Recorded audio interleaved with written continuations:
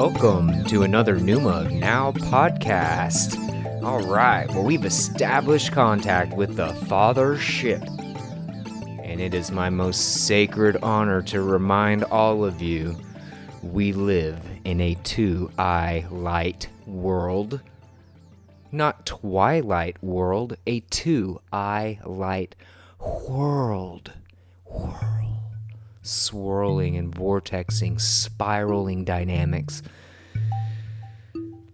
So we're going to stick with the theme today, basically the old-fashioned radio show. See if I can introduce some new thoughts, some new concepts, and hopefully a little bit of divine encouragement along the way. Here after the intro, I will send a probe into the inner recesses of my mind, and you and I will be just as surprised at what comes out. Another reminder, this show is unscripted. There is very little, if zero, preparation. Basically, my preparatory process is getting my dog to be quiet. So right now, we've got a little dog. His name is Rockwell. So say hello to the Luminal Mind mascot. He is hanging out, giving me some unconditional love, and I think I have my first topic for the day. Really,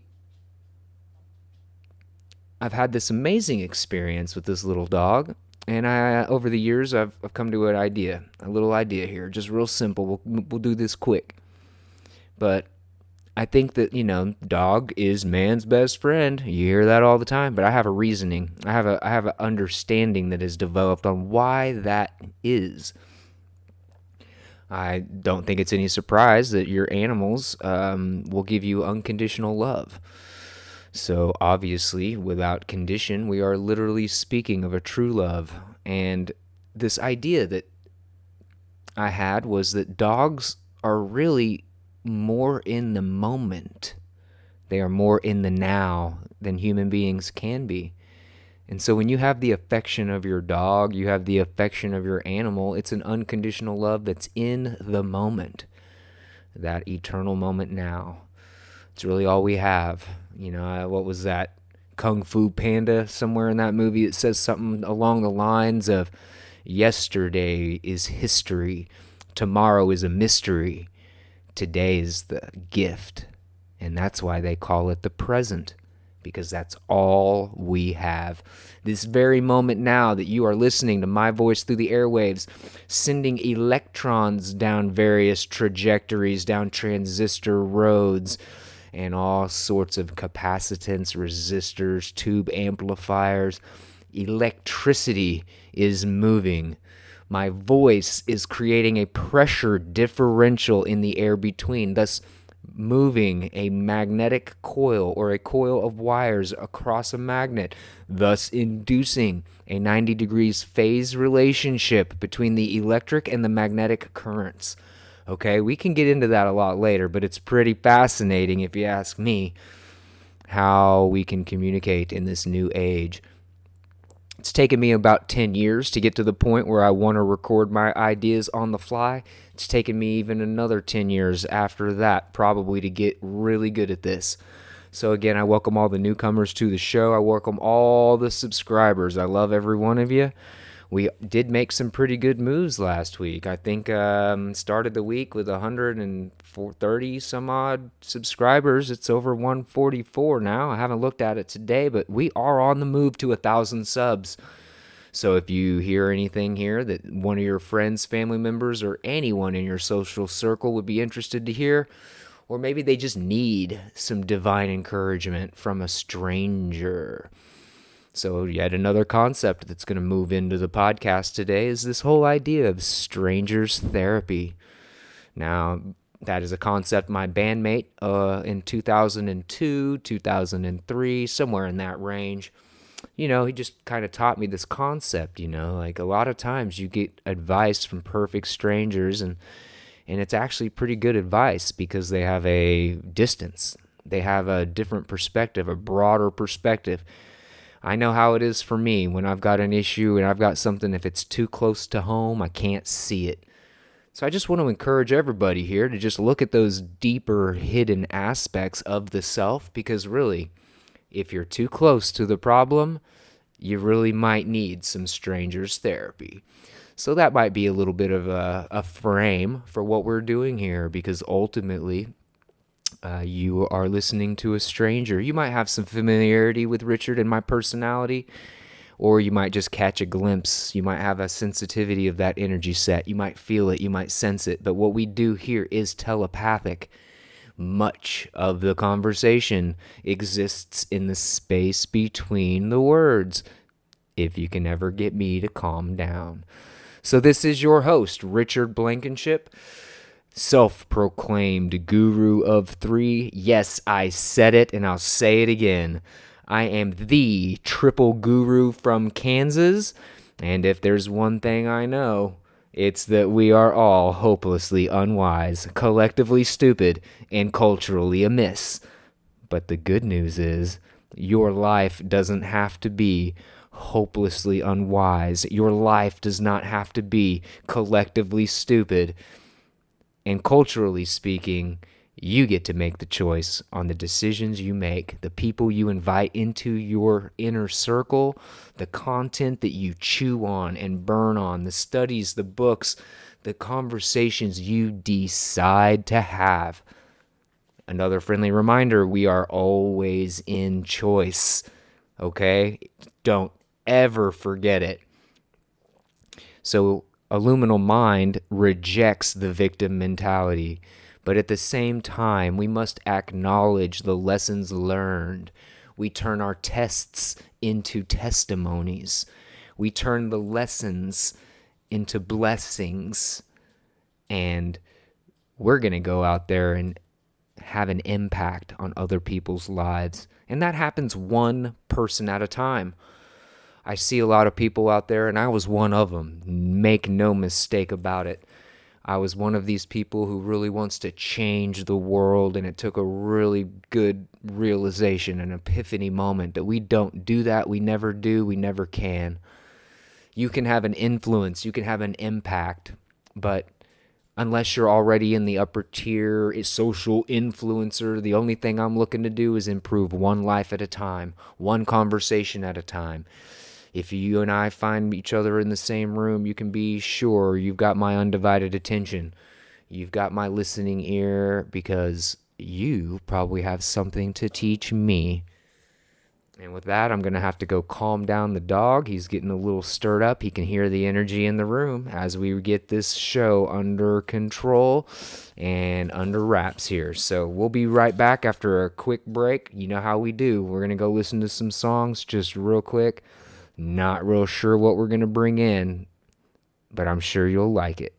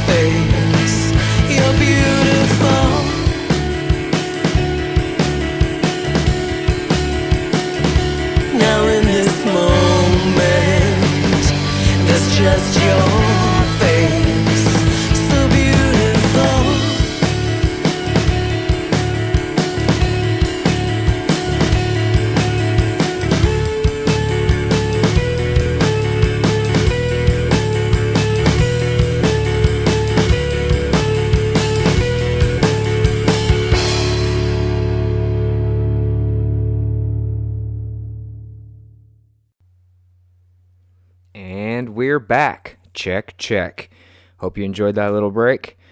Get up, get some drinks, get some coffee, get some snacks, because settle on in here. We're going to keep recording and we're not going to stop until we've got a good old-fashioned radio show for you to listen to, ladies and gentlemen. So welcome to the Theater of the Mind. This is a very, very new type thing that we're doing here on the show. So I am going to be playing around with the format, but today we're sticking around old-fashioned radio show. I've got some paperwork rustling in the background because I did take some notes. Again, this is unscripted, but we do take notes. I want to give you guys a really big clue. All right, so pay close attention here. I can't explain why, I can't explain how, but I am going to give you guys a little secret for those of you who don't know this yet. When you take notes, you want to use a blue pen. Yep, that's it. That's the big secret. I said it. You want to use a blue pen when you take notes.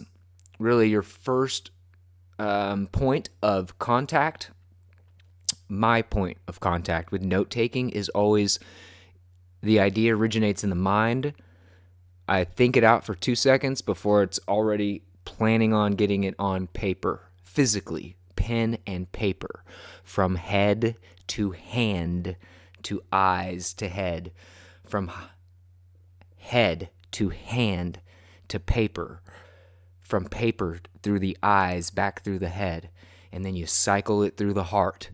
Okay, so we actually are going to go from the idea in the head, passes through the heart in order to actuate your hands so that you can write them down with a blue pen. Your ideas with a blue pen. That's the secret. I'm going to say it one more time.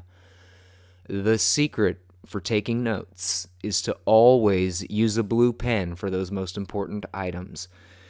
Do I use other colors? Not really. I mean, only when I have to, okay? So otherwise, I'm using a blue pen to take notes with. Now, as an artist, of course, I'm going to bring in other colors. But when you're writing notes, I'm glad I did that. Notes. We're basically imprinting nodes on the page in order to take notes in a linguistic fashion. Something about the blue is very important. Again, I told you at the beginning, I cannot explain it. I don't have to. And the reason I don't have to is because I have experience. I don't need somebody to tell me why or convince me.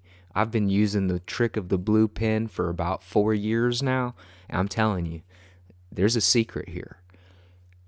We'll talk about that later. We're going to go ahead and move on now because I wrote some notes with my blue pen. All right. So, kind of want to go back to this idea of influence and impact, okay?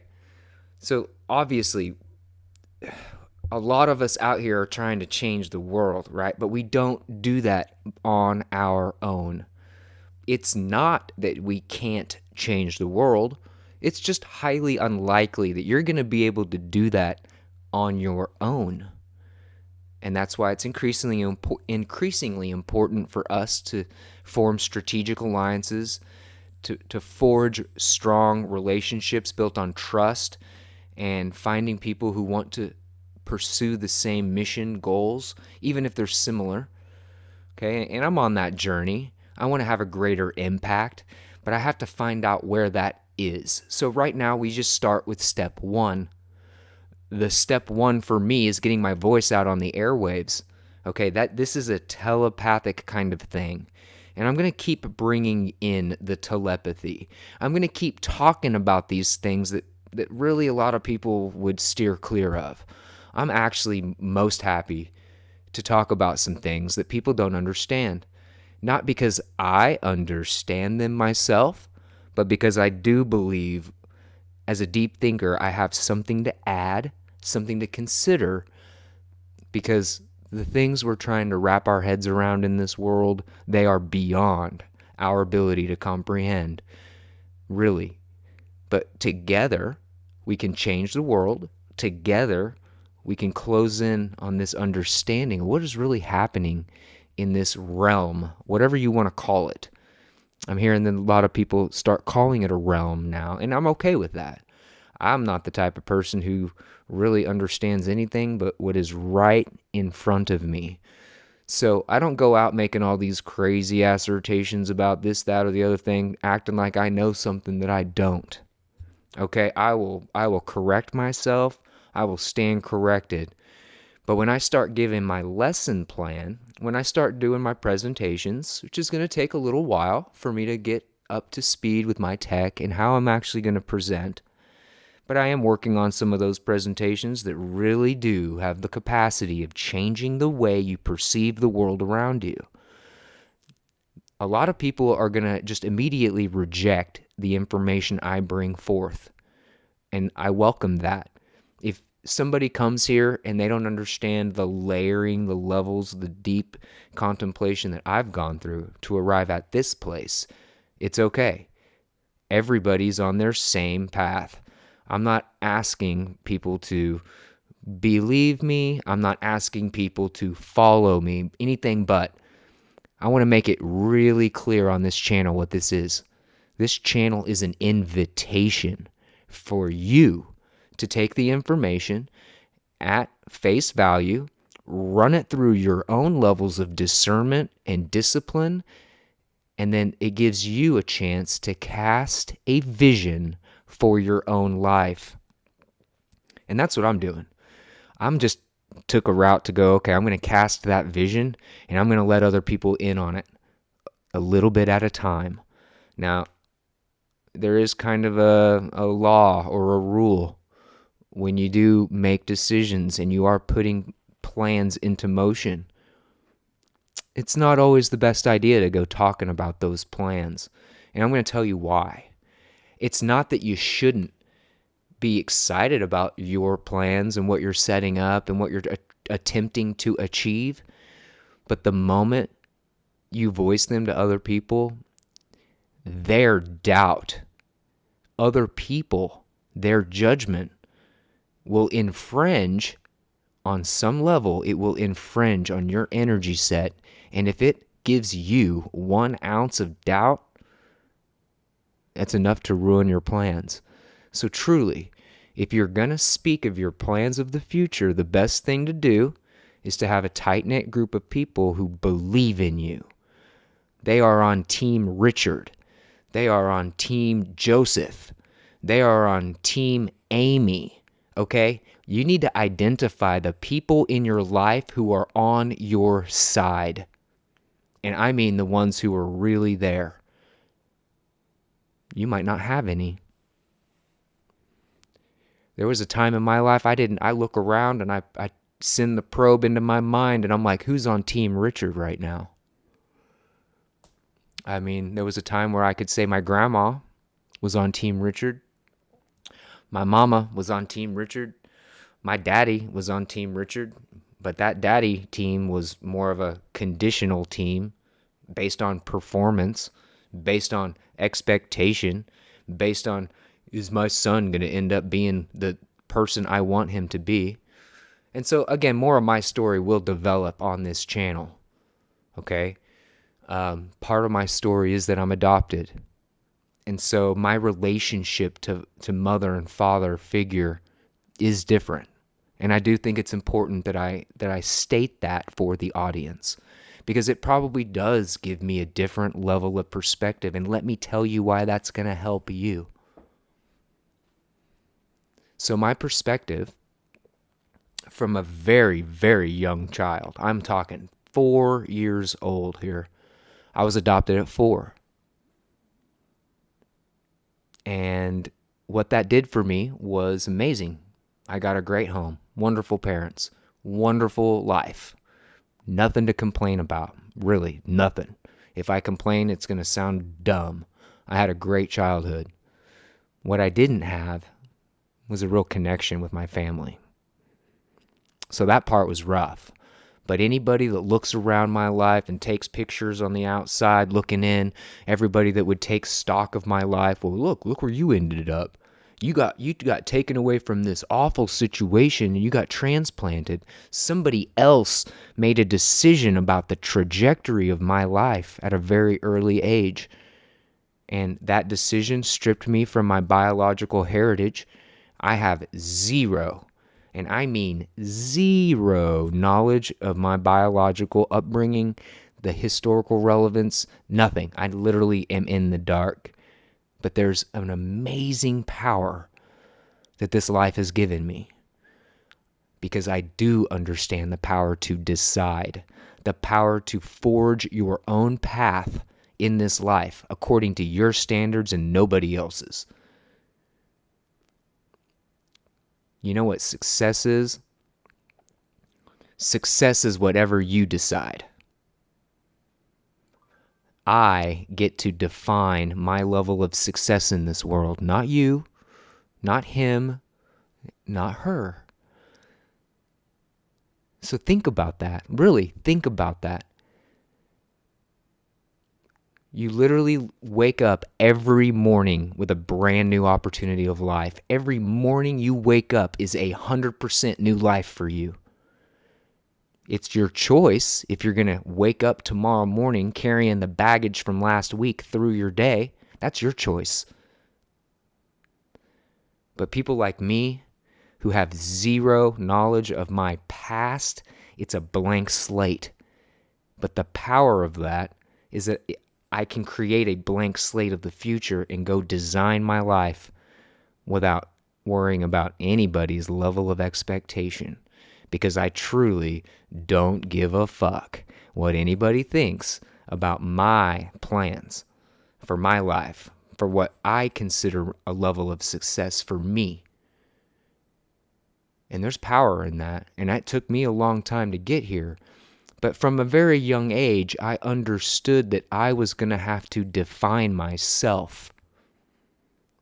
And my favorite definition of myself right now is that I am undefined. This whole idea that no limit is the limit. Okay? The Bruce Lee idea that no limit as limit. That's what I'm applying here.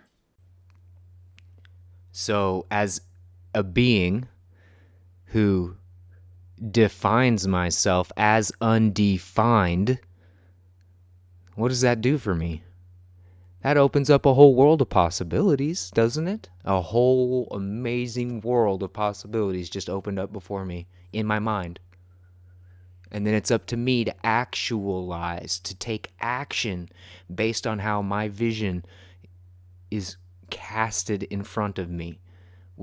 I'm going to come back to these ideas again and again and again.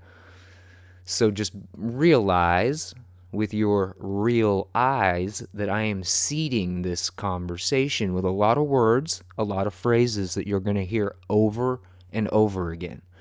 Casting a vision for your life is important, but we can't do that until you have clarity first. You cannot cast a vision for your life if you don't know where you're going and what you're trying to accomplish and the things and experiences you're looking for. And so we're going to use the things that we love, the things that we like, the things we think about a lot, the things we talk about a lot. We're going to pay closer attention to all of those things.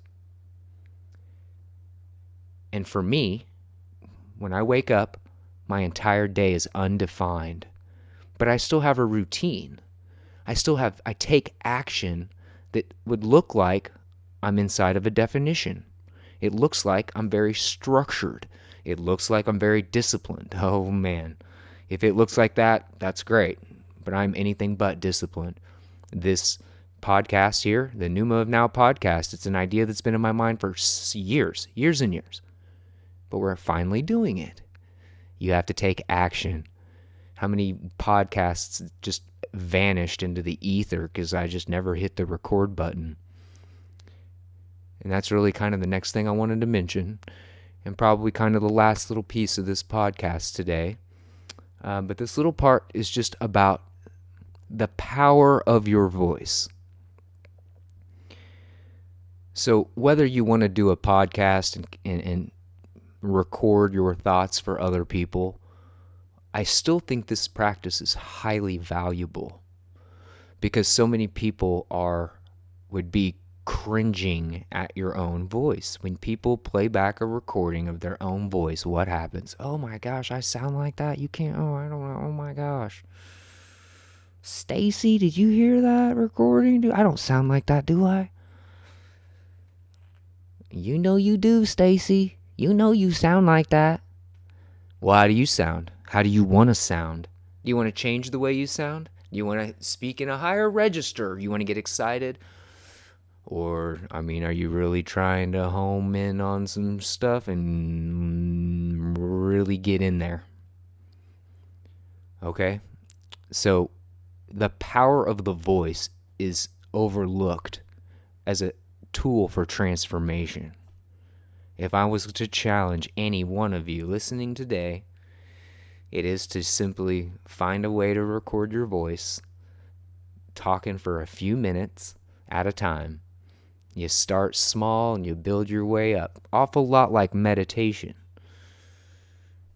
So just another reminder here, we do meditate at 7 a.m. with the Reverend Lee Wallach and his Agape Spiritual Center. And that is available for anybody. Links are below.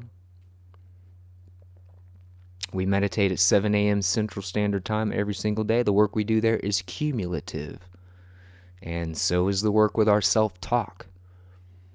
So I found myself recording anywhere between 5 and 15 minutes of ideas every morning. I think it was 2020, December of 2020 is when I started to just record my own voice.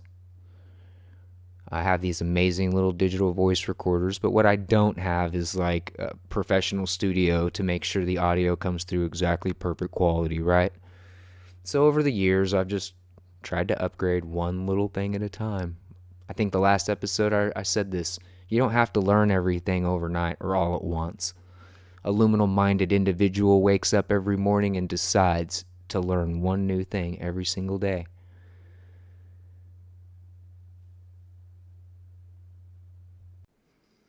First time I've had to use the cough mute button during the show, so we are just going to wrap up here. I just want to encourage everybody, get into the voice. Use your voice to transform your life. The words you use, the thoughts you have are important. They matter. They have influence. They have impact, even on yourself. And December 2020, I was just recording ideas, reading out of books, doing what I'm doing right now. But now I'm ready to share that progress with people. But there's always a lot of work in the background. So just know that these little episodes at this point, again, we don't know what my channel is really going to turn into here. But what I can tell you is that I'm here to encourage each and every one of you to go do something special each and every day. You get 4,000 weeks to the average life. 4,000. And I think that's 80 years old. I mean, let's get a calculator out right now. So let's just say 52 times 80. 52 weeks a year times 80. Wow. 4,160 weeks on planet Earth. And that's if you make it to 80. Okay? So I'm going to leave that here. I'm going to actually continue this part of the discussion for next week. I need to write a note here because I actually have a good little concept that helps people understand that every decision they make is twice, if not more, than 2 times as important as you realize. So we are going to engage our real eyes, and we're going to understand the power of our decisions. And we're definitely going to do that next time. Okay? Because we keep coming back to some similar themes, and this is just, like I said, unscripted. But the more I get these ideas out, the more framework is going to develop for everyone. And the idea that our choices are more powerful and more important and have more impact than we realize, that's a really good lesson for people to get their head wrapped around. So I'm going to save that for next time. Definitely. And I also want to just kind of, in this last segment, have a little quote that I read, and this will be a facet. This is going to be a continual facet to this show. And really, it's going to be kind of a closing, an item for the close. Okay, just to kind of bring the energies down. We are planning some meditations here at the end of the month. I'm not quite ready for that yet, but I'm working on it. But we do want to get grounded after getting a lesson like this. We do want to go ahead and find center again and get kind of back into our headspace in our body. And I do that with my own words. Somewhere in the sacred silence, this soul seeks to sojourn to splendid soundscapes.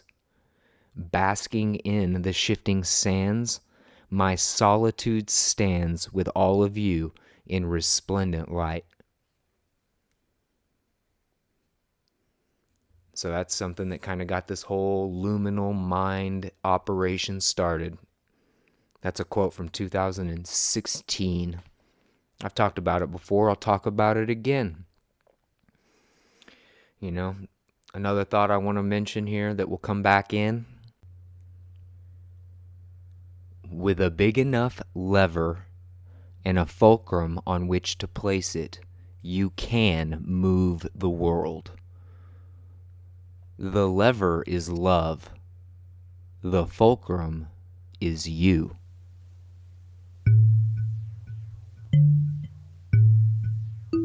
So thank you for being here. We are going to close out the episode. We always do that with one thought and one thought alone. I love you all. We will be back next week. I hope you've enjoyed the second installment because we're going to be moving on up the number line here pretty soon. So thanks again. Deep peace in the Pneuma.